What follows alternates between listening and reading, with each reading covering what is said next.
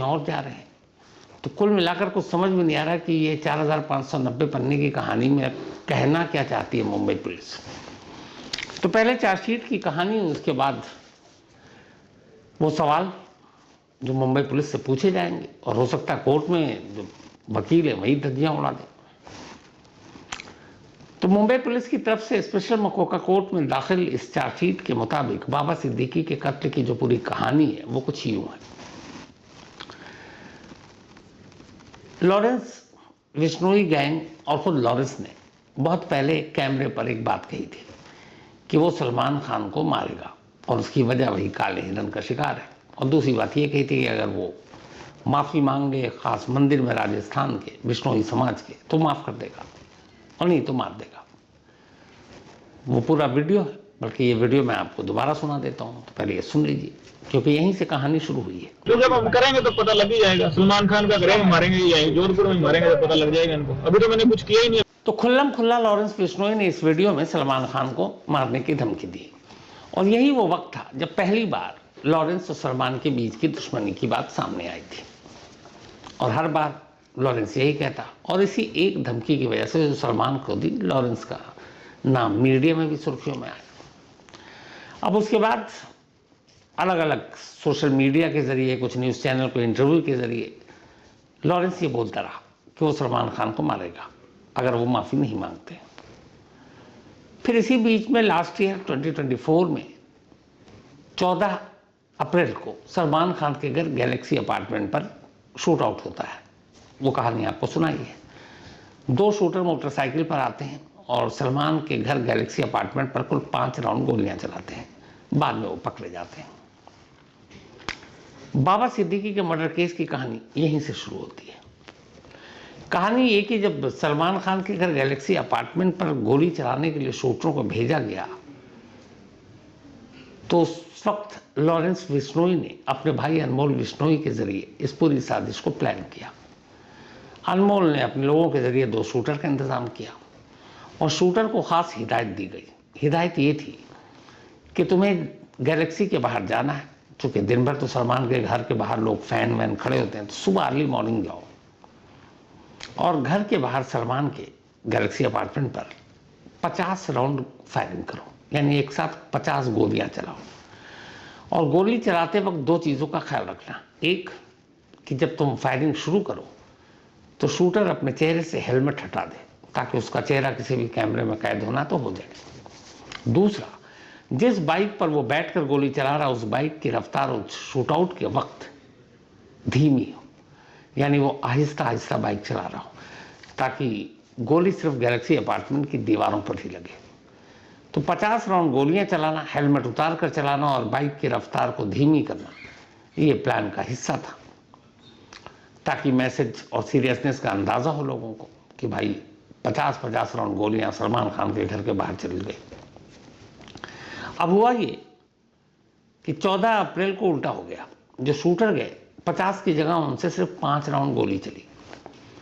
उन्होंने बाइक की रफ्तार भी बहुत स्लो की नहीं, और जब स्लो नहीं की तो फिर उतनी देर में तो वो निकल गए, घर भी पीछे छूट गया।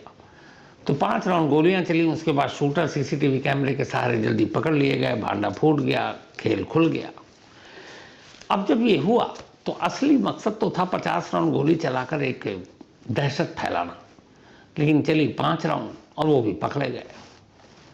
लॉरेंस बिश्नोई गैंग ने इस ऑपरेशन की नाकामी को अपनी नाकामी मानी। उन्हें लगा कि ये प्लान फेल हो गया और ये हमारे लिए बड़ा बड़ा गलत है, लोग हमारे गैंग पर हंसेंगे। तो इसलिए अब इस नाकामी का बदला कैसे हो, तो कुछ बड़ा करो। तो इसके बाद ये तय हुआ कि अब बड़ा ये है कि सलमान के घर पर नहीं, बल्कि सलमान खान पर ही गोली चलाओ। अब इसकी प्लानिंग उसी 14 अप्रैल के बाद ही शुरू हो गई। इस काम के लिए कई लोगों को लगाया गया। सलमान की रेकी शुरू हुई कि सलमान का मूवमेंट क्या है, कब घर आते हैं, कब जाते हैं, कब शूट पे और कहाँ कहाँ, कोई ऐसा पॉइंट जहाँ डेली जाते हों। तो इधर रेकी हो रही है, लेकिन उधर दूसरी चीज़ ये हो गई कि 14 अप्रैल को जब शूट आउट नाकाम रहा और 50 की जगह 5 ही राउंड गोली चली, लेकिन गोली तो चली, और एक गोली सलमान खान के घर की बालकनी के अंदर तक पहुँच गई थी। मीडिया में खबर थी। तो फिर महाराष्ट्र सरकार, पुलिस, सलमान खान के लाखों करोड़ों चाहने वाले फैंस तो ही हैं, सभी पर फिर दबाव पड़ा। उसके बाद ये तय हुआ कि नहीं, इसको हल्के में नहीं ले सकते। सलमान की सिक्योरिटी बढ़ा दी गई। अब सलमान के इर्द गिर्द सुरक्षा घेरा ज़बरदस्त हो गया। सलमान की अपनी सिक्योरिटी थी। शेरा तो उनके साथ साए की तरह रहते हैं। गाड़ी भी अब जो है वो बुलेट प्रूफ हो चुका था। तो इसी रेकी के दौरान ये लॉरेंस बिश्नोई गैंग को एहसास हुआ कि 14 अप्रैल के शूट आउट के बाद अब सलमान की सुरक्षा इतनी ज़बरदस्त हो गई है कि करीब पहुंचा ही नहीं जा सकता।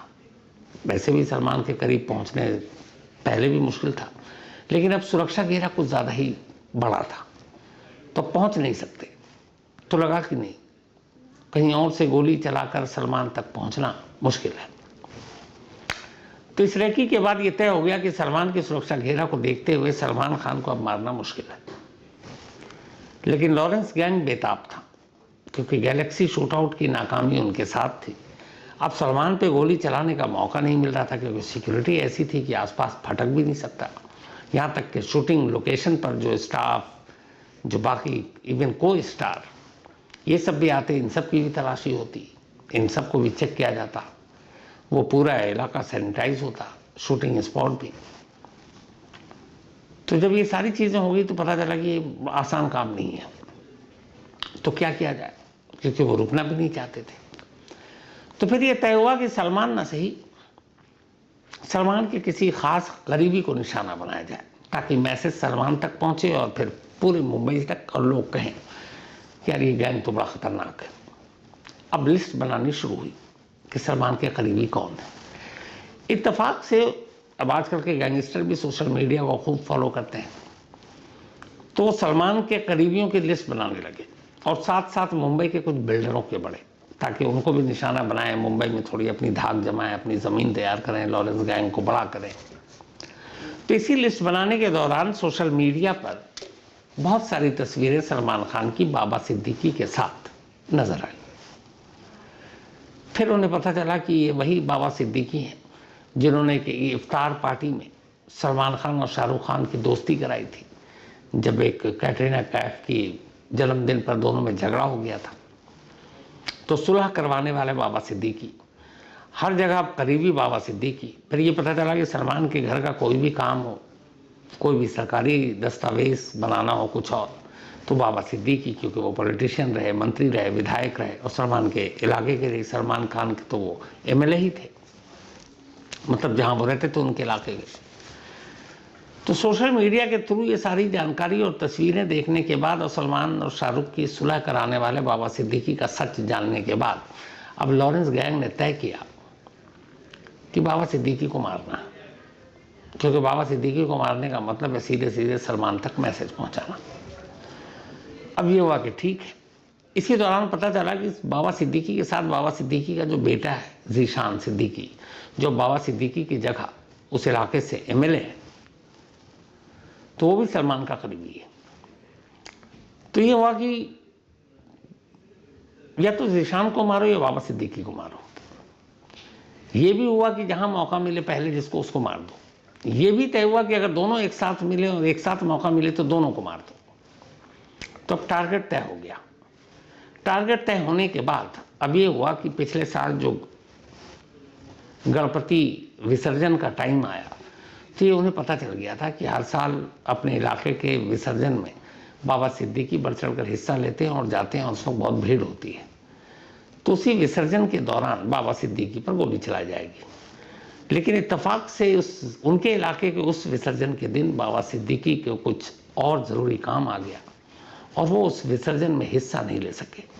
शूटर वहाँ पहुँचे हुए थे, लेकिन बाबा सिद्दीकी गए नहीं, बाबा सिद्दीकी बच गए। तो हुआ कि अब क्या करें। तो जो रेकी होता है कि कौन कब कहाँ जाता, तो उनसे पता चला कि ये कहीं भी हो, एक दिन भर में एक बार बाबा सिद्दीकी अपने बेटे ज़ीशान सिद्दीकी के दफ्तर ज़रूर जाते हैं, क्योंकि वो अभी एमएलए थे और लोग मिलने के लिए आते थे अपने अपने काम के लिए, और वो जगह भी बड़ी सही थी निशाना लेने के लिए।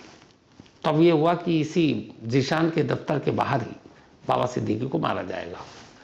ये हुआ कि अगर बाबा सिद्दीकी और ज़ीशान दोनों मिल गए दफ्तर के बाहर एक साथ बाप बेटे, तो दोनों को मार दो। उसके बाद 12 अक्टूबर की शाम या रात का वो वक्त आता है। इत्तेफाक से उस दिन ज़ीशान 15 मिनट पहले दफ्तर से बाहर निकल गए। शूटर जो है वो पहला टारगेट तो बाबा सिद्दीकी थे, और या फिर दोनों मिल जाए तो दोनों, बाबा सिद्दीकी और ज़ीशान। लेकिन ज़ीशान 15 मिनट पहले निकल गए, 15 मिनट के बाद बाबा सिद्दीकी आए। शूटर को मौका मिला, 3 शूटर बाइक पर आए थे, उन्होंने गोली चला दी और उसके बाद लोगों ने 2 शूटर को मौके पर पकड़ लिया।